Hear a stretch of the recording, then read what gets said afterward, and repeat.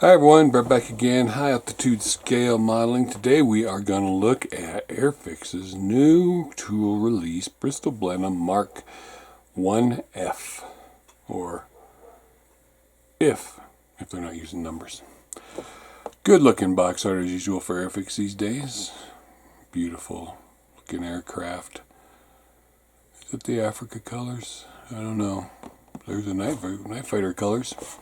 So, there's some CAD work. Actually, that might actually be the finished model, not CAD work. And then some warnings. And this side has the two versions you can build, and humble advertisement, and a little bit about the aircraft. And let me get some more lights on here and check out this big beautiful creature. Oh yeah, I haven't opened it yet. That would help.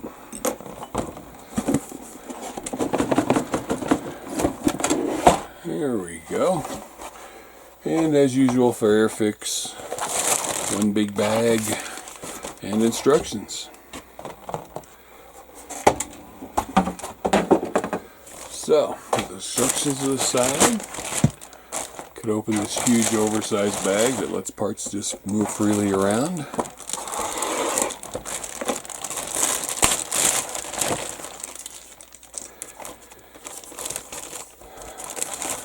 The usual Airfix plastic.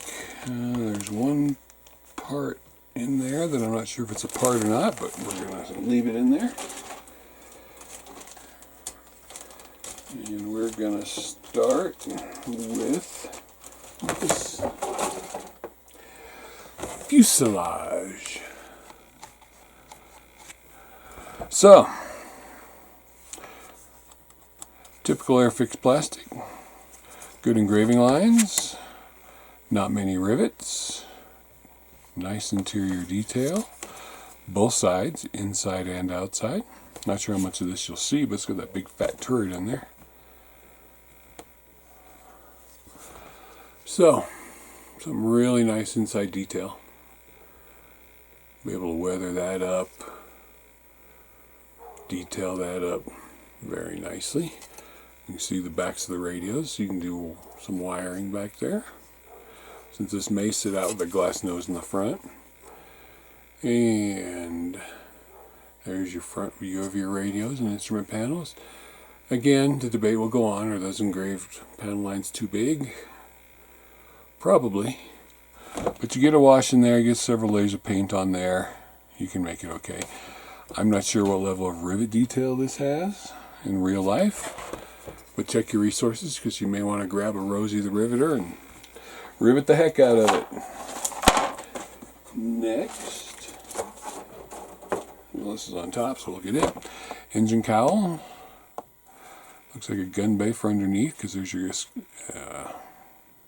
ejection ports and your night vision antennas and your guns, which are not drilled out, but didn't expect this. Looks a little warped, but I don't think it's going to affect anything. You can see it's a little bent. Maybe it came out of the mold too quick. But nice detail, the ejector ports, nice cooling jackets on the guns. The night vision may be a little too big for scale, but you can always get yourself some brass rod, aluminum rod, and make your own. Or one of the aftermarket guys will probably have some. Here we have some wings. This isn't a very big aircraft. I thought it was going to be bigger. It's got some really nice rivet detail on it, and access hatch detail with screws. So this isn't bad at all. And there's where your landing gear is going to go, so these must be the lower wings. See how they sit like this. I can't tell if there's a little warp in it or not. You be the judge. Until I put it together, I won't know. But nice level of detail. Airfix has been taking their time on some of their kits and making some good detail. Wings. Those were lower wings. These are upper wings with the same nice level of detail. Again, are there rivets in each of these panels? Probably. We'll take a look. There's a pilot figure in there. Bulkheads. Wing spars. Looks like too big for rudder pedals. But the wing spars look nice. You may want to open the lightning holes if you are so inclined. There's a hatch. Seats.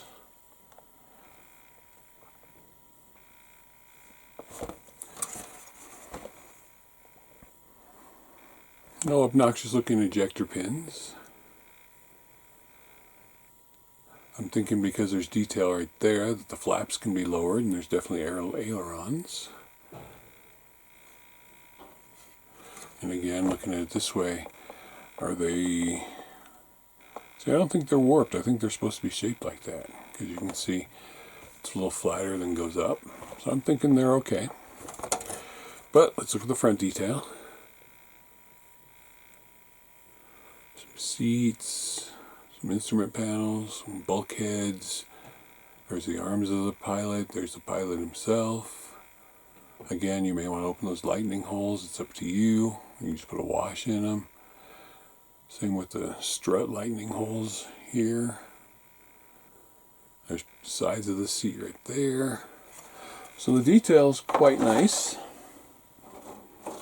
And here's some engine nacelles, some flaps and ailerons. Looks like a bomb bay closed. Instrument panel, tail wheel. Rudders, elevators.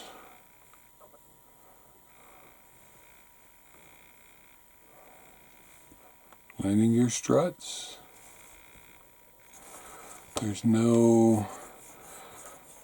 Feels really smooth there, so give it a rub over just to make sure there's nothing sticking out. But the ejector pin marks are in good places. Nothing too obtrusive. There's flash on the sprue itself, but not on the parts, which doesn't bother anything. Again, nice panel line and rivet detail on the control surfaces. No, I guess there's a little burring right there. So there's burring on the round parts. Engine nacelles. Again, nice detail. I'm thinking this is a Bombay hatch if it was a bomber. Part of the fuselage there. Again, nice looking fabric detail on those control surfaces. There's a couple of ejector pins here. And maybe some very faint ones inside where all that detail is. But nothing awful. Inside the flaps. Really good detail on this kit. Airfix just steps up their game sometimes. There's the engine detail. I like that separate cylinder heads. Here's some bombs. Big bombs and little bombs. I'm assuming 50 and 250. Yep, weight on wheels. Nice touch. There's your landing gear struts. Ignition leads. Propeller hub, the prop. These are matching sprues, so there's two of these. Engine covers, you can show some of that wonderful detail. The bulkhead for the engine with wonderful detail. So, check out some of this nice rivet panel line detail.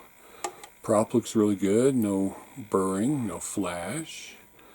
There's the engine detail, which is better than the 30-second Liberator engine detail, which is scary. Bombs, engine cowls, there's the back bulkhead for the engine. Landing gear struts, more parts of the engine cowl. Yeah, a little bit of burring on the landing gear and the round parts, but nothing we can't clean up. And exhaust pipes will need hollowed out if you want to do that. Like I said, there's weight on wheels, not a lot, but at least it's there. There's even writing on the wheels. Can't really read it. Read it better now that it's under camera than with my plain old eyeballs. So that's good. And like I said, those are matching screws. And then you've got clear parts, which are bagged separately, fortunately.